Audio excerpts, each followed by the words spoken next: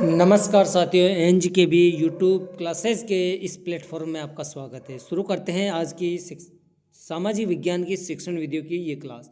साथियों, जो मैं लेके आया हूँ आपके लिए सामाजिक विज्ञान की शिक्षण वीडियो की ये क्लास, इसमें 20 अति महत्वपूर्ण क्वेश्चन है, एग्जाम में आ सकते हैं। फर्स्ट ग्रेड हो, सेकेंड ग्रेड, थर्ड ग्रेड और रीट सभी भर्तियों में आपके लिए उपयोगी है। तो शुरू करते हैं आज की ये क्लास। और इसका पहला, चैनल पे नए हैं तो चैनल को सब्सक्राइबर अवश्य कर लेना। ये रहा आपका क्लास, ये रहा आपका स्क्रीन पे पहला क्वेश्चन। कक्षा का एक मेधावी बालक कुसंगति में पड़ जाता है, आप अध्यापक के रूप में क्या करेंगे? साथियों, कक्षा का कोई एक मेधावी यानी कि इंटेलिजेंट बच्चा कुसंगति में पड़ जाता है तो आप उसके लिए, आप अध्यापक है तो आप उसके लिए क्या करेंगे?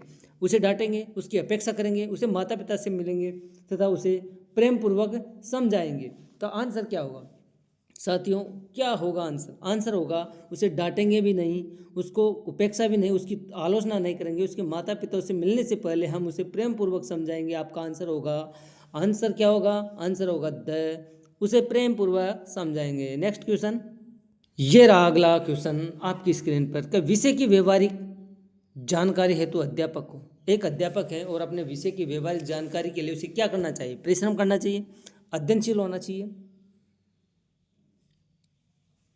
गोष्ठियों में भाग लेना चाहिए तथा संबंधित लोगों से मिलना चाहिए। तो एक अध्यापक जो विषय का व्यवहारिक ज्ञान उसको होना चाहिए, तो अध्ययनशील होना चाहिए। आंसर होगा आपका बी, अध्ययनशील होना चाहिए। ठीक है साथियों, अगला क्वेश्चन, एक अच्छे शिक्षक को खेल कूद में सक्रिय रूप से भाग लेना चाहिए।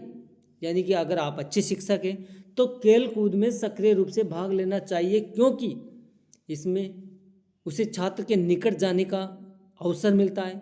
छात्रों के निकट जाने, क्योंकि खेलेगा तो छात्रों में जाएगा अवश्य, इससे उसे खेलने का अवसर मिलेगा। हाँ, ये भी अच्छी बात है। यह उसे स्वास्थ्य के लिए लाभदायक, ये भी सही है।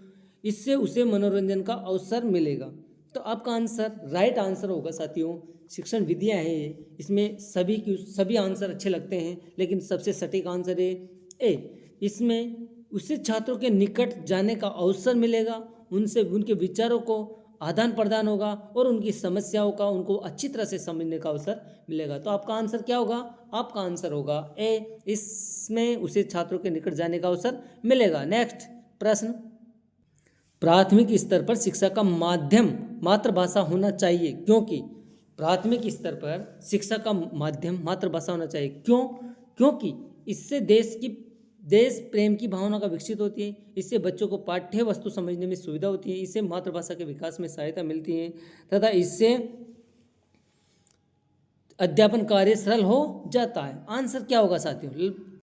आपका आंसर होगा इसमें देश प्रेम की भावना विकसित होना, क्योंकि बच्चों का जो बोलने का है वो देश प्रेम की भावना,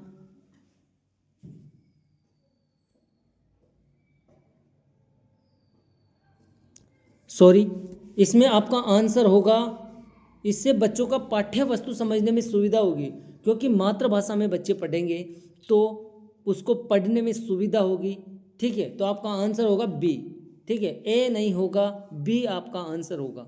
नेक्स्ट क्वेश्चन, विद्यार्थी सचमुच में इसे शिक्षक का आदर करते हैं जो कि, यानी कि विद्यार्थी सचमुच में उसी शिक्षक का आदर करते हैं, उसी शिक्षक का आदर करते हैं जो उन्हें परीक्षा के समय प्रश्नों का उत्तर देने में सहायता करते हैं, जो उन्हें उत्तम ग्रेड देता है, परीक्षा के समय अपने को अलग रखता है, अंक प्रदान करने में कोई पक्षपात नहीं।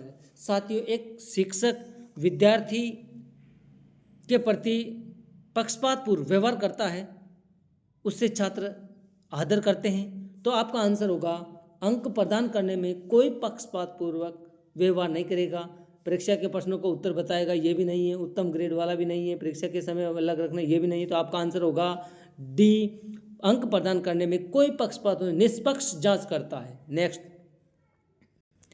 छात्रों की प्रगति का ब्यौरा अभिभावकों को इसलिए देना आवश्यक है क्योंकि छात्रों की प्रगति यानी कि छात्रों की जो विकास है या पढ़ने की जो वृद्धि है, विकास है, का ब्यौरा अभिभावकों को इसलिए देना चाहिए क्योंकि इससे बच्चों में डर बना रहता है। नहीं, इससे अभिभावक को ट्यूशन लगाने के लिए उचित सलाह मिलती है? नहीं। इससे अभिभावक अपने बच्चों की प्रगति जान सके? हाँ। इससे माता पिता पर छात्रों की पोल खुल जाती है? ये भी नहीं। आंसर, राइट आंसर सकारात्मक सोच। तो साथ ही इसमें आंसर होगा आपका स। इससे अभिभावकों को अपने बच्चों की प्रगति या कितना विकास हुआ, कितना बच्चा जाना है, उसका ज्ञान होगा। तो आंसर होगा आपका अभिभावक अपने बच्चों की प्रगति जान सकते हैं। नेक्स्ट क्वेश्चन, व्यक्तिगत भिन्नता को प्रभावित करने वाला तत्व है। एक व्यक्तिगत भिन्नता होती है, व्यक्तिगत भिन्नता को प्रभावित करने वाला तत्व कौन सा है? वंशानुक्रम, वातावरण, वंशानुक्रम, वातावरण, उनमें से कोई नहीं। तो आंसर क्या होगा साथियों? आंसर होगा व्यक्तिगत भिन्नता, वंशानुक्रम एवं वातावरण को प्रभावित करने वाला तत्व है। ठीक है, तो वंशानुक्रम एवं वातावरण आपका आंसर होगा। अगला क्वेश्चन, ऐसा खेल या ऐसे खेल जिसमें बालक स्वयं कुछ बनाता है वह है। ऐसे खेल जिसमें बालक कुछ बनाता है या कुछ बनाने की कोशिश करता है तो वो खेल क्या होता है? स्वतंत्र खेल होता है, क्रीड़ा खेल होती है, काल्पनिक खेल होता है, रचनात्मक खेल होता है। तो आंसर क्या होगा? स्वयं बनाता है, तो आंसर होगा रचनात्मक खेल। रचनात्मक खेल के माध्यम से बालक स्वयं क्रिएटिव रहता है, क्रिया ही करता है, तो वह कुछ बनाने की कोशिश करता है, यानी रचनात्मक खेल आपका आंसर होगा। अगला प्रश्न, प्राथमिक शिक्षा का प्रथम लक्ष्य, प्राथमिक शिक्षा है यानी कि कक्षा 5 तक की शिक्षा है, उसका प्रथम लक्ष्य क्या होगा? प्राथमिक शिक्षा का लक्ष्य होगा छात्रों को उचित शिक्षा के लिए तैयार करना, छात्रों में राष्ट्रीय जागरूकता और संचार करना, छात्रों के उनके अधिकारों के प्रति आगाह करना, छात्रों के सर्वांगीण विकास की पृष्ठभूमि तैयार करना। तो आंसर होगा साथियों आपको उनके सर्वांगीण विकास की पृष्ठभूमि तैयार करना। आंसर डी होगा, छात्रों के सर्वांगीण विकास की पृष्ठभूमि तैयार करना, क्योंकि सकारात्मक सोच ही सोचकर आप शिक्षण विधियों को हल कर सकते हैं और राइट आंसर दे सकते हैं। अगला क्वेश्चन, इकाई योजना को किससे विभक्त कर बनाते हैं? एक इकाई योजना होती है, साल भर की पाठ्य योजना दिन होती हैं, उसमें मासिक भी होती है, वार्षिक भी होती है, साप्ताहिक भी होती है, दैनिक भी होती है। लेकिन इकाई योजना बनाते हैं हम किसको विभक्त करके, हम किसको विभक्त करके वो बनाते हैं? तो हम करते हैं किसको विभक्त करके? हम मासिक योजना को विभक्त करके बनाते हैं। आपका आंसर होना चाहिए मासिक योजना, क्योंकि इकाई योजना, मासिक योजना को विभक्त करके, विभाजित करके हम इकाई योजना का निर्माण करते हैं। अगला क्वेश्चन आपका, पाठ्यक्रम निर्माण की आवश्यकता है, पाठ्यक्रम के निर्माण की आवश्यकता है अभिव्यक्ति हेतु, समवाय हेतु, शिक्षा के उद्देश्य की प्राप्ति हेतु, रुचि हेतु। साथियों क्वेश्चन नंबर जो आपका 11 है, पाठ्यक्रम की निर्माण की आवश्यकता क्या होती है? एक पाठ्यक्रम तैयार किया जाता है, उसकी आवश्यकता क्या होती है? अभिव्यक्ति हेतु ये नहीं है, समवाय हेतु है, उद्देश्य, शिक्षा के उद्देश्य की प्राप्ति और रुचि हेतु ये भी। तो यहाँ पर शिक्षा के उद्देश्य, सकारात्मक सोच के साथ आंसर देना है। शिक्षा के उद्देश्य की प्राप्ति हेतु, इसके शिक्षा के उद्देश्य की प्राप्ति हेतु ही हम पाठ्यक्रम का निर्माण करते हैं, इसलिए आवश्यकता होती है। अगला क्वेश्चन, सामाजिक विज्ञान के शिक्षण का उद्देश्य। एक सामाजिक विज्ञान होता है और उसके शिक्षण का क्या उद्देश्य होना चाहिए?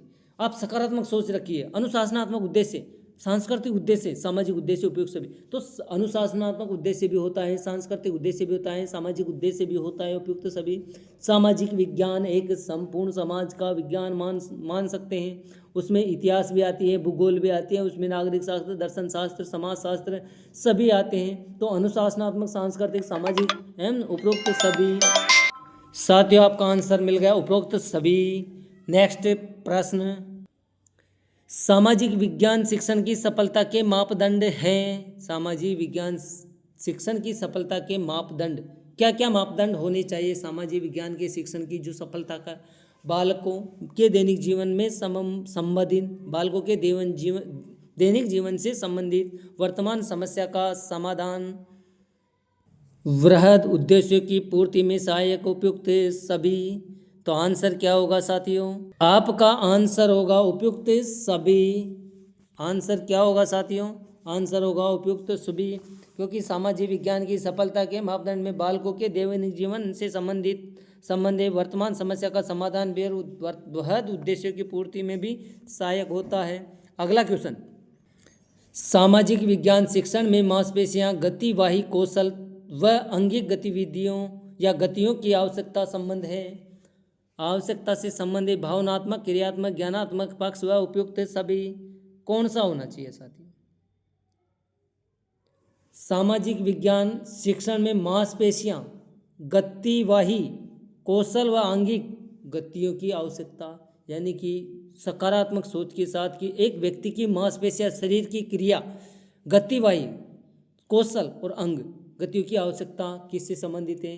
तो भावना से नहीं है, क्रिया से हाँ हो सकता है, ज्ञानात्मक नहीं है, उपयुक्त सभी। तो आपका सकारात्मक सोच के साथ होना चाहिए आंसर क्रियात्मक। एक व्यक्ति क्रिया करता है तो मांसपेशियां भी चलती है, गति भी चलती है, कौशल का विकास होता है, अंगिक गतिविधियां होती है, तो आपका आंसर क्रियात्मक पक्ष। अगला क्वेश्चन, निम्न में से सामाजिक विज्ञान शिक्षण की अमनोवैज्ञानिक विधि, यहाँ पूछ रहा है सामाजिक विज्ञान की अमनोवैज्ञानिक शिक्षण विधि, तो अमनोवैज्ञानिक शिक्षण विधि कौन सी है? व्याख्यान विधि, प्रयोगशाला विधि, प्रोजेक्ट विधि, अन्वेषण विधि कौन सी हो सकती है? क्योंकि प्रयोगशाला में भी वैज्ञानिक आवश्यकता होती है, प्रोजेक्ट में भी वैज्ञानिक होती है, अन्वेषण में भी होती है, जबकि व्याख्यान प्राचीन काल से चली आ रही विधि है। तो आपका आंसर होगा व्याख्यान विधि। अगला क्वेश्चन, कौन सी विधि ठोस मनोवैज्ञानिक सिद्धांत पर आधारित है? ठोस मनोवैज्ञानिक सिद्धांत, सामाजिक विज्ञान की कौन सी विधि ठोस मनोवैज्ञानिक सिद्धांत पर आधारित है? तो साथियों, ऐतिहासिक विधि भी ठोस प्रूफ देता है, एकाधिकार दृष्टिकोण भी, स्व अनुशासन दृष्टिकोण भी, और उपयुक्त सभी, यानी कि सभी विधियां, सभी दृष्टिकोण ठोस होते हैं, मनोवैज्ञानिक सिद्धांत पर आधारित होते हैं। तो आपका आंसर उपयुक्त सभी। अगला क्वेश्चन, अन्वेषण विधि के सिद्धांत है। अन्वेषण विधि के सिद्धांत करके सीखना, मनोवैज्ञानिक व वैज्ञानिक दृष्टिकोण, क्रियाशीलता, और अगला ऑप्शन है आंसर भी उपयुक्त सभी होगा।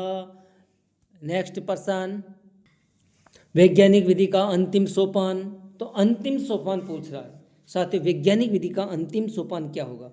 तो अवैज्ञानिक विधि का अंतिम सोपान आंकड़ों का संकलन, ये प्रारंभ में ही हो जाता है, समस्या को परिभाषित ये भी पहले ही हो जाती है, निष्कर्ष बाद में होता है, समस्या का विश्लेषण भी पहले ही कर लिया जाता है।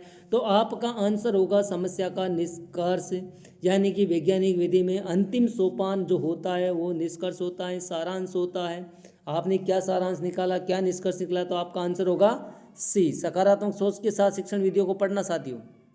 अगला क्वेश्चन 19, कल्पना का अर्थ है, परिकल्पना का अर्थ क्या है? परिकल्पना का अर्थ क्या है? समस्या का संभावित हल, समस्या का सही हल, समस्या का सही चयन, उपयुक्त में से कोई नहीं।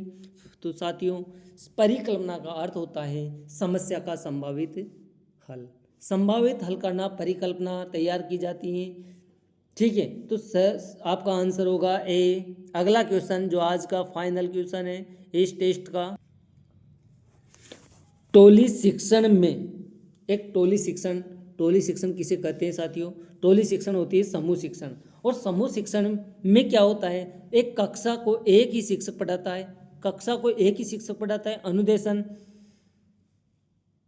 पूर्व नियोजित व व्यवस्थित नहीं होता है, बाहर के विशेषज्ञों सहयोग नहीं लिया जाता है, कक्षा शिक्षण सामूहिक दायित्व होता है। तो टोली शिक्षण का प्रमुख उद्देश्य सकारात्मक ये होता है कि कक्षा शिक्षण सामूहिक दायित्व होता है, क्योंकि जितने भी कक्षा में टोली शिक्षण में जितना भी होता है सभी का दायित्व होता है कि वो अनुशासन बनाए रखे, नियोजित उसको सुने, शिक्षक का आदर करे, या विशेषज्ञों की जो भी टीम है उसका आदर करे सामूहिक रूप से, तो सभी का दायित्व होता है। तो आपका आंसर होगा टोली शिक्षण में कक्षा शिक्षण सामूहिक दायित्व होता है, ठीक है। आज की क्लास यहीं ख़त्म करते हैं साथियों। अगर अच्छा लगे तो लाइक करना, कमेंट्स करना और बेल आइकन को अवश्य दबाना, जिससे कि हर नोटिफिकेशन आपके पास पहुंच सके, ठीक है साथियों। धन्यवाद।